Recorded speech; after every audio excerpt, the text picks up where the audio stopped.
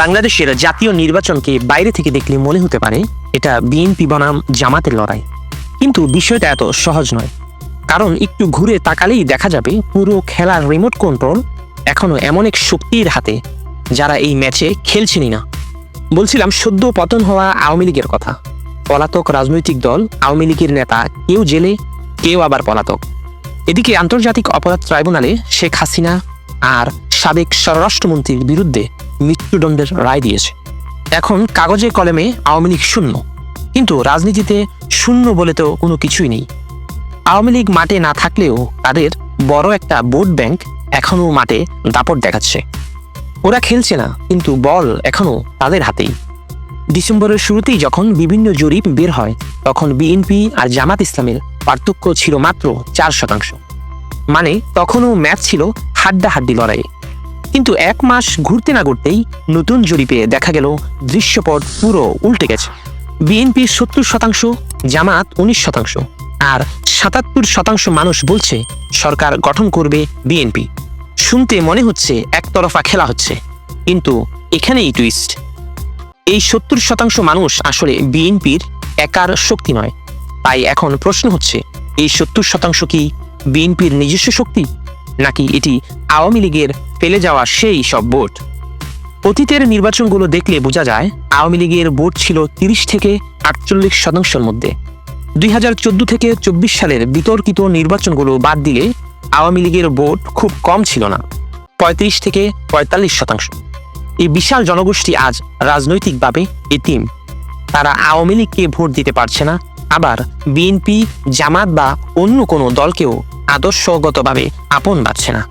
তারা তাকিয়ে আছে কে জিতবে, কে ক্ষমতায় যাবে, কে ক্ষমতায় গেলে তারা নিরাপদ থাকবে, এসবের উপর। এদের এসব বিষয় এড়িয়ে যাওয়ারও সুযোগ নেই। বাংলাদেশের রাজনীতিতে এক শ্রেণীর আচরণ বরাবরই সুবিধাভিত্তিক। দেখা গেছে শেষ মুহূর্তে এই আওয়ামী লীগের ভোটাররাই ভোট দিল সেই বিজয়ী পক্ষকে।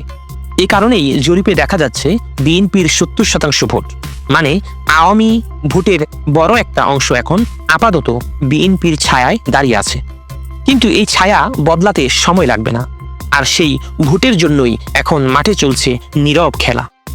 বিএনপি যে এই মুহূর্তে আওয়ামী ভোটারদের চটাতে চাইছে না, তার একটা বড় উদাহরণ হলো তারেক রহমান দেশে ফেরার পর তিনি একবারও আওয়ামী লীগের পক্ষে বা বিপক্ষে মুখ খোলেননি। আর এতেই আওয়ামী ভোটাররা যে বেশ আস্থা পাচ্ছে তা অস্বীকার করারও কোনো সুযোগ নেই। তবে রাজনৈতিক খেলাটা এতটা সহজ নয়। এই জন্যই মুখে যাই বলুক, প্রকৃত বিরোধীগুলো জামায়াতে সামিল হলেও আওয়ামী ভোটারদের সঙ্গে তারা চা খাচ্ছে, ওঠা বসা করছে, ভোটের কথা বলছে, এমন কথাও কিন্তু দেশে বেড়াচ্ছে।